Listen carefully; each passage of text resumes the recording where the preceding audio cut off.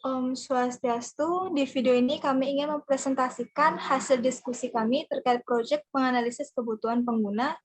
Pertama, alangkah baiknya kita mulai dengan memperkenalkan diri terlebih dahulu. Perkenalkan, nama saya Madi Widiaryani dengan NIM 2015-09-1040 dan lanjutkan dengan rekan-rekan saya. Dimulai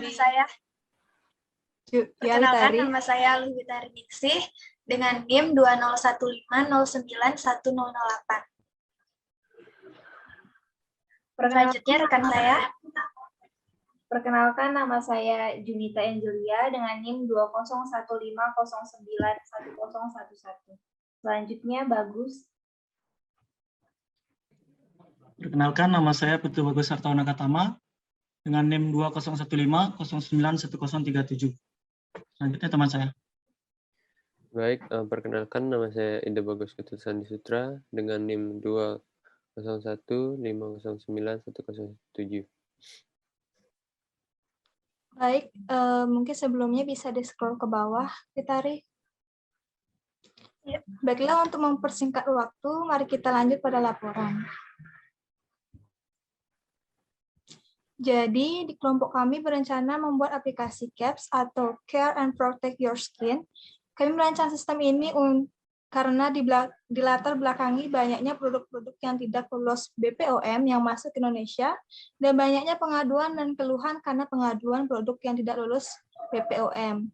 Dengan demikian, untuk menekan penyebaran produk ilegal dan memperkecil korban dari penggunaan produk tidak lolos BPOM, maka kami memiliki keinginan untuk membuat aplikasi bernama CAPS, Care and Protect Your Skin, untuk mempermudah pemeriksaan produk kecantikan yang telah aman dipakai masyarakat luas. Dengan latar belakang di atas, kami mengidentifikasi permasalahan sebagai berikut. Di scroll ke bawah. Pertama, kurangnya informasi terkait bahayanya produk kecantikan yang tidak lolos BPOM. Kedua, kurangnya pemahaman masyarakat membedakan produk asli dan yang palsu. Ketiga, maraknya kasus kesalahan pengguna produk kecantikan membawa dampak negatif bagi pengguna. Yang keempat, kurangnya pemahaman masyarakat terkait komposisi produk dan kebutuhan kulit mereka. Lalu, solusi yang kami rencanakan yaitu yang pertama, lebih banyak lagi media informasi yang bertugas untuk menyebarkan bahayanya produk kecantikan yang tidak lolos BPOM. Kedua, memberikan pemahaman dengan sosialisasi pada daerah-daerah yang marak menjual belikan produk tidak lulus BPOM, ataupun dapat melakukan sosialisasi di sekolah-sekolah untuk melakukan penyuluhan yang lebih mendalam. Ketiga, memberikan informasi yang lebih mudah untuk dicerna masyarakat terkait komposisi produk kecantikan yang dapat membantu mereka untuk mengetahui kebutuhan kulit. Dengan solusi-solusi yang kami pikirkan, kami memiliki ide untuk membentuk aplikasi CAPS untuk dapat membantu masyarakat dalam memilih produk kecantikan. CAPS atau Care and Protect Your Skin merupakan aplikasi yang dapat memberikan suatu informasi terkait produk kecantikan yang telah lulus BPOM atau belum lulus BPOM. Selain itu, CAPS akan membantu para pengguna produk kecantikan untuk mengetahui ingredient dari produk kecantikan yang digunakan, di mana tujuannya untuk dapat membantu masyarakat mengetahui kandungan produk dan kecocokan dengan kebutuhan kulit. CAPS akan membantu melakukan scan kode pada produk kecantikan yang Anda gunakan. Jika produk kecantikan Anda tidak lulus BPOM, maka aplikasi akan memberikan informasi terkait kelulusan BPOM. Namun jika tidak terdaftar, maka aplikasi akan memberikan informasi jika produk tersebut tidak terdaftar di BPOM. Selain itu, aplikasi ini juga memberikan informasi terkait komposisi produk kecantikan yang Anda gunakan. Hanya perlu memasukkan, scroll ke bawah, Witari. Hanya perlu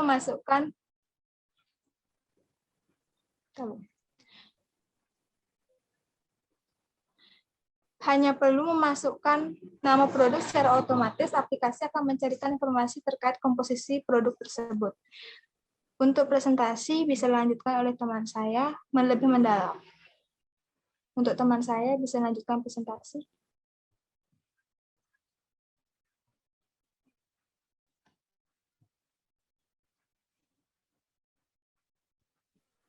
Baik, jadi di sini kami merancang jadwal proyek dari perancangan aplikasi CAPS dengan yang terdiri dari aktivitas inti yang diwarnai dengan merah muda yang lebih gelap dan untuk subaktivitasnya yang diwarnai dengan merah muda yang lebih terang. Nah, di sini terdapat 5 aktivitas inti, yaitu strategi, penelitian, analisis, desain, dan produksi. Di dalam strategi, terdapat 1 subaktivitas yang dilakukan selama seminggu. Kemudian, selanjutnya di dalam penelitian, terdapat 2 subaktivitas, yaitu kuesioner dan wawancara. Nah, kedua subaktivitas ini dilakukan dalam seminggu, yaitu di mana dari kuesioner kita ambil selama 5 hari, kemudian wawancara yaitu diambil selama 2 hari saja. Selanjutnya, di dalam aktivitas analisis, dapat 2 subaktivitas juga. Yang pertama ada rekap data, dan kemudian dengan rekapan tersebut kita bisa membuat kesimpulan. Dan ini diambil dalam waktu seminggu, yaitu di awal bulan November. Kemudian yang keempat ada aktivitas desain. Di sini kami ambil selama 3 minggu, karena ini merupakan proses yang sangat panjang. Dan di dalamnya terdapat subaktivitas prototype yang diambil selama 2 minggu. Kemudian setelah selesai, kami mengambil selama seminggu untuk mendapatkan feedback dari user. Kemudian setelah mendapatkan feedback, kita lanjut ke proses produksi terakhir, yang dimana ini membuat aplikasi CAPS itu sendiri. Dan rentang waktunya yaitu selama 2 minggu. Baik, sekian dari jadwal pelaksanaan proyeknya, bisa dilanjutkan kepada hasil analisis. Terima kasih.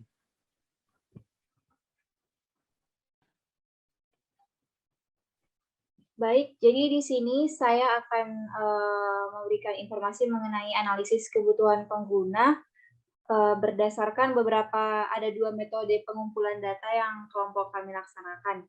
Yang pertama adalah kuesioner online.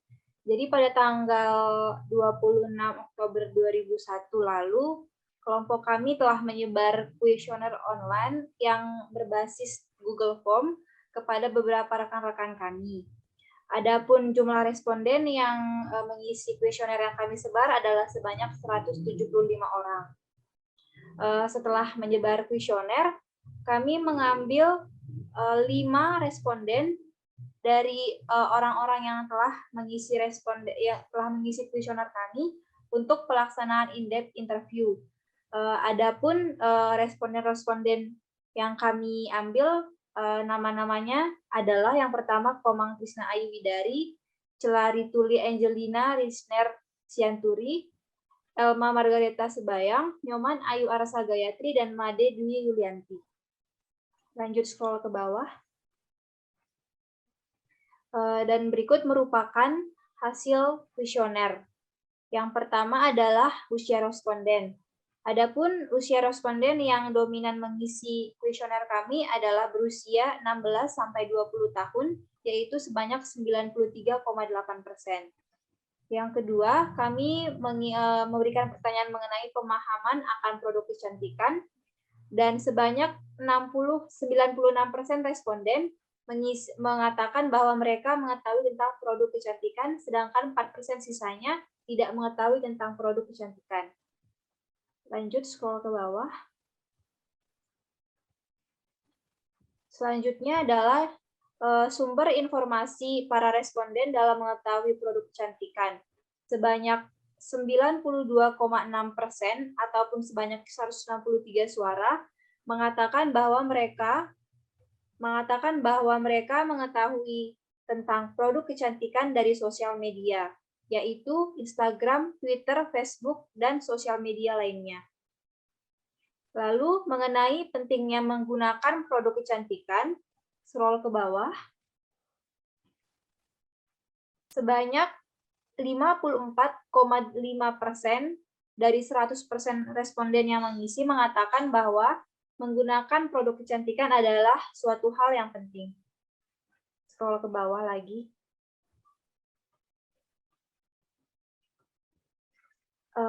Dari 175 responden yang menjawab kuesioner kami, sebanyak 90,9% responden mengatakan bahwa mereka memiliki produk kecantikan yang rutin digunakan setiap harinya. Adapun jenis produk kecantikan yang rutin digunakan, kami membaginya menjadi 3 kategori, yaitu skincare, body care, dan make up. Untuk jawaban respondennya yaitu sebanyak 79,4% mengatakan bahwa produk rutin yang digunakannya secara rutin adalah skincare. Hal ini menunjukkan bahwa skincare merupakan produk kecantikan yang paling banyak digunakan responden secara rutin. Selanjutnya, scroll ke bawah. Dari responden kami, mengatakan bahwa mereka biasanya membeli produk kecantikan dengan rentang waktu 1 sampai 2 bulan sekali. Berikutnya pertanyaan mengenai pengalaman negatif dalam menggunakan produk kecantikan. Sebanyak 48,3% responden mengaku mereka pernah mengalami efek negatif setelah menggunakan produk kecantikan. Dan sisanya yaitu sebanyak 51,7% mengatakan bahwa mereka tidak pernah mengalami efek negatif dari produk kecantikan. Selanjutnya yaitu mengenai pentingnya mengetahui keaslian produk kecantikan.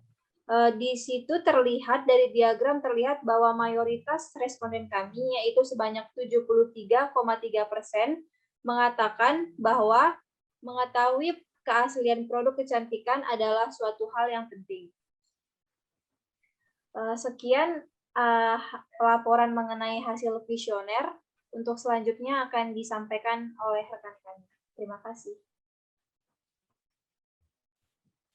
Baik, terima kasih. Selanjutnya saya akan membahas tentang hasil wawancara. Di sini kami sudah, seperti yang disebutkan tadi, kami sudah mewawancari 5 orang dari daerah yang berbeda ya. Dan responden pertama ini merupakan mahasiswi dari Universitas Pendidikan Ganesha dari prodi S1 Akuntansi. Ia mengatakan kalau kosmetik ini, dia bergelut di bidang kosmetik ini dari sejak duduk di bangku SMP kelas 3 dengan menggunakan 2 produk yaitu mic cleaner dan facial wash. Dan selanjutnya dia semakin mengenal produk dan ada total 8 merek produk yang dia gunakan. Dan juga responden ini membeli suatu produk kecantikan atau skincare itu di toko online dan toko offline. Dia sempat membandingkan toko online dan toko offline tersebut. Dalam suatu pembeliannya, ia dapat memilih suatu produk dengan yang tidak cocok dengan kulitnya. Yang tidak cocok dengan kulitnya sehingga kulitnya terasa kering, tertarik, dan berjerawat. Seperti itu di situ. Yang kedua, responden kedua ini dari mahasiswa hubungan internasional di Universitas Presiden. Saat ini ia tinggal di Cikarang, Bekasi. Responden 2 pertama kali menggunakan rangkaian produk kecantikan berupa skincare saat ia masih SMA. Ia mengetahui tentang produk kecantikan dari sosial media, iklan televisi, dan juga teman-temannya. Saat ini ia rutin menggunakan beberapa produk kecantikan. Produk tersebut biasanya ia beli secara online. Sebelum memutuskan untuk membeli produk kecantikan, hal yang menjadi pertimbangannya adalah kondisi wajahnya saat itu. Jika sedang berjerawat, maka ia akan membeli produk khusus kulit berjerawat. Menurutnya, memastikan keaslian produk sebelum membeli adalah suatu hal yang penting. Karena jika produk tidak asli, maka ada kemungkinan kandungan yang berbahaya untuk kulit yang membuat kulit menjadi rusak. Yang selanjutnya ada responden ketiga. Responden ketiga merupakan mahasiswa Prodi Ilmu Komputer di Universitas Pendidikan Ganesha. Saat ini ia tinggal di sebuah desa di Kabupaten Karo, Sumatera Utara karena pandemi. Responden 3 masih mengikuti kegiatan perkuliahan secara online. Sejak SMP, responden 3 sudah mulai menggunakan produk kecantikan yaitu berupa sabun pencuci muka. Ia menggunakan tentang produk kecantikan dan mengetahuinya melalui sosial media, iklan televisi, dan teman-temannya juga. Saat ini ada 2 produk yang merek sama yang rutin digunakannya. Ia biasanya membeli produk kecantikan tersebut secara online. Sebelum memutuskan untuk membeli produk kecantikan, hal yang menjadi pertimbangannya adalah sama seperti responden kedua, yaitu kondisi wajahnya saat itu.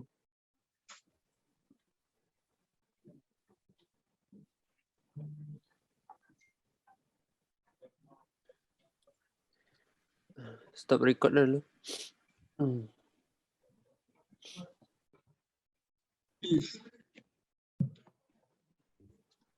Selanjutnya ada responden 4 yang merupakan mahasiswa prodi akuntansi di Universitas Pendidikan Ganesha. Responden 4 mengakui mengetahui produk kecantikan lewat media sosial, TikTok, YouTube. Ia mengakui menggunakan produk kecantikan dengan benar mulai umur 18 tahun. Responden 4 mengakui menggunakan produk body care dan skincare sehari-hari. Ia mengaku membeli produk kecantikan melalui e-commerce. Tahapan dalam membeli produk kecantikan dengan melihat kebutuhan kulit lalu mencocokkannya dengan komposisi produk. Jika terasa cocok, maka responden 4 akan melihat harga apakah sesuai dengan budget. Responden 4 mengakui sangat setuju dengan adanya aplikasi yang membantu dalam memeriksa produk kecantikan. Selain itu, menurutnya agar masyarakat lebih sering lagi menjaga kesehatan kulit. Yang terakhir ada responden 5, yaitu seorang mahasiswi prodi perguruan guru sekolah dasar di Universitas Pendidikan Ganesha yang berumur 20 tahun. Responden 5 mengatakan bahwa produk kecantikan itu penting untuk manusia, terutama para wanita. Produk kecantikan itu penting karena bertujuan untuk merawat dan menjaga kulit. Biasanya responden 5 rutin menggunakan produk kecantikan seperti sabun cuci muka, krim pagi, dan krim malam yang dibeli melalui online. Tetapi jika mendadak, ia membelinya secara offline di dekat rumahnya.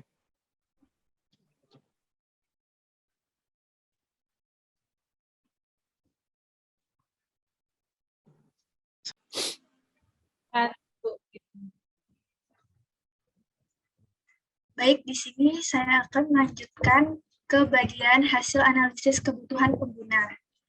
Dari hasil analisis kebutuhan pengguna yang telah kami lakukan dengan menyebar kuesioner online yang diisi oleh 175 responden dan melakukan in-depth interview dengan wawancara 5 orang responden, berikut yang ini dapat kami simpulkan bahwa pada pertanyaan pertama, yaitu apakah menurut Anda menggunakan produk kecantikan itu penting? Semua responden yang diwawancarai mengatakan bahwa menggunakan produk kecantikan sangat penting karena dapat menjaga kesehatan kulit serta menunjang penampilan sehingga dapat membuat seseorang lebih percaya diri. Pada pertanyaan kedua, hal apa yang kamu perhatikan sebelum membeli produk kecantikan?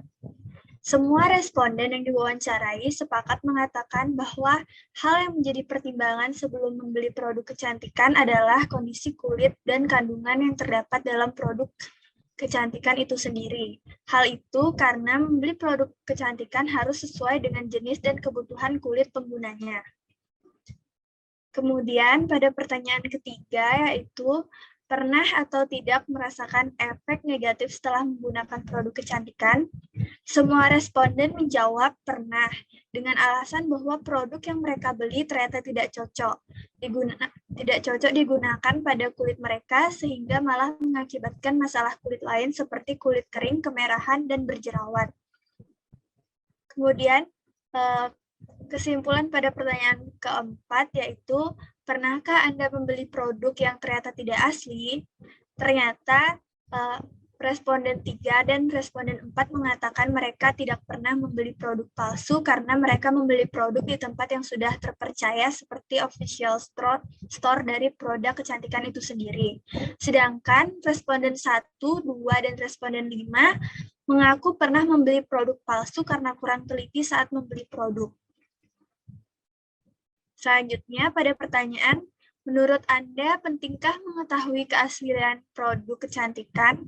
Semua responden menjawab bahwa mengetahui keaslian produk merupakan hal yang sangat penting untuk menghindari terjadi permasalahan kulit yang semakin parah. Jika membeli produk yang palsu atau tidak terdaftar di BPOM, maka produk tersebut lebih baik tidak digunakan, sebab belum teruji secara klinis sehingga berbahaya jika digunakan pada kulit. Kemudian pada pertanyaan terakhir, menurut Anda apakah akan sangat membantu apabila terdapat aplikasi yang dapat menjamin keaslian produk kecantikan yang dijual dan bisa memberikan informasi produk yang sesuai dengan kebutuhan kulitmu? Semua responden mengatakan akan sangat membantu apabila ada aplikasi tersebut, apalagi bagi konsumen produk kecantikan, agar lebih berhati-hati dalam membeli produk kecantikan. Sekian hasil analisis dari kelompok kami. Berikutnya akan saya serahkan kepada rekan saya, Widi.